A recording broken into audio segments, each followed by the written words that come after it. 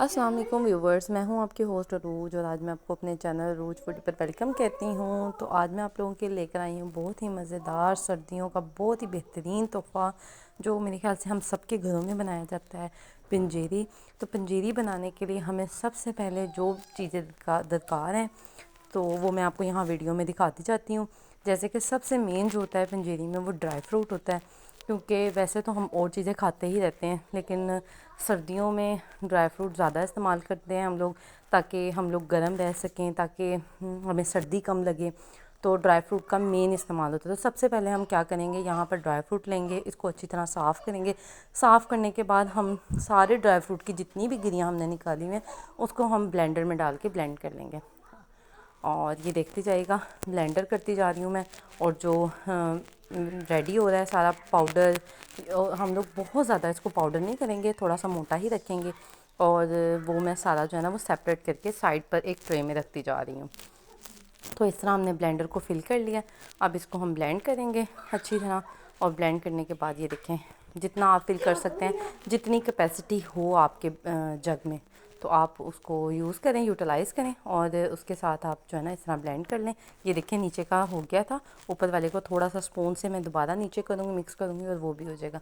ये मज़ीद मैंने यहाँ पर छुहारे लिए थे, पिस्ता और बादाम लिए। हमने उसके लिए क्या क्या लिया ड्राई फ्रूट में, हमने 1 किलो बादाम की गिरियाँ ली हैं, 1 किलो हमने पिस्ता लिया है, 1 किलो हमने काजू लिया है, और 1 पाव गिरे लिए है, 1 पाव छुहारे लिए हैं।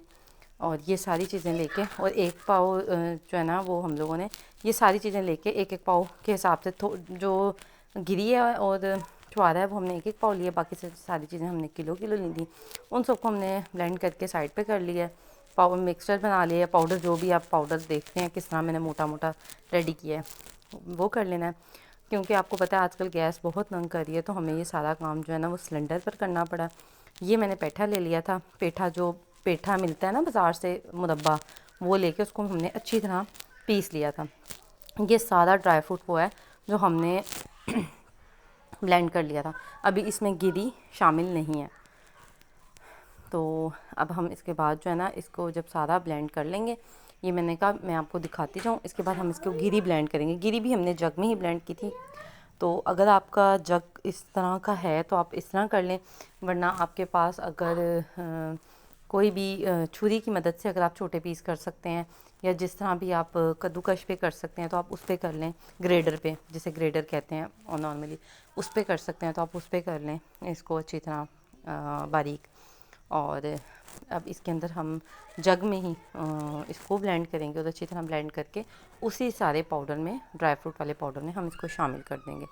तो व्यूवर्स, क्योंकि इन चीज़ों की बहुत ही ज़्यादा अफादियत है, इसको ज़्यादा मेन रखा गया था, इसमें ये सब चीज़ें यूज़ की गई थी।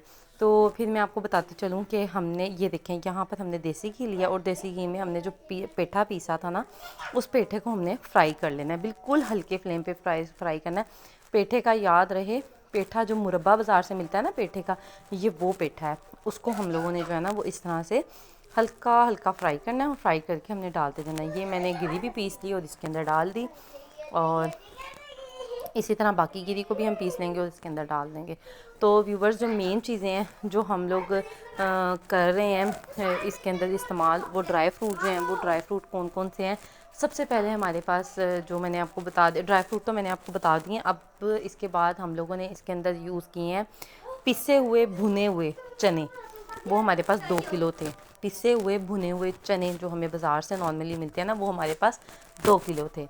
उसके बाद हमारे पास 4 किलो पेठे का मुरब्बा था जो हमने पीस लिया था, ठीक है। और हमारे पास 1 किलो सूजी थी जिसको हमने हल्का सा फ्राई कर लिया था।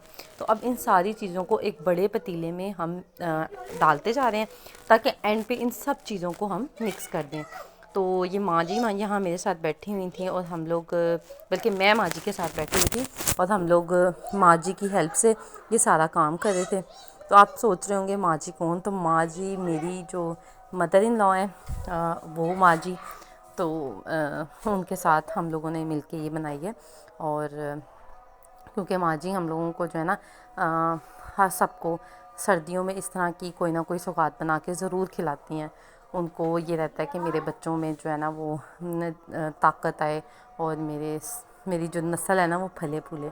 तो ये सारी चीज़ों को हमने आहिस्ता आहिस्ता भून के सारियों को मिक्स कर दिया था। देसी घी में भूनते गए और मिक्स करते गए। फिर इस सारे जब ये मज़ीद हमने सूजी ली थी और इसको हम भून रहे थे और इसको भी हम उसके अंदर डाल देंगे, मिक्स कर देंगे। जब ये भी देख लें, जब ये गोल्डन ब्राउन हो गई है, अब देख रहे होंगे पहले ये वाइट सी थी और अब इसको भूनते भूनते ये गोल्डन सी होती जा रही है। तो जैसे ही ये अपना कलर चेंज करेगी तो साथ ही हम जो है ना इसको उस सारे जिस पतीले में हम बाकी सारे ड्राई फ्रूट, मुरब्बा, पिसे हुए भुने हुए चने डाल रहे हैं, वही सब हम इसके अंदर ये भी हम उसी के अंदर डाल देंगे।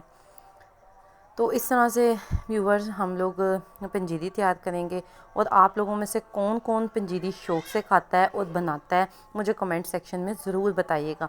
और क्या आप पंजीरी इसी तरह से बनाते हैं जैसे मैं आपको बता रही हूँ, या आप उसमें किसी और दाल का, मूंग की दाल का या उड़द की दाल का इस्तेमाल करते हैं? तो मुझे अपनी पंजीरी की रेसिपी ज़रूर बताइएगा।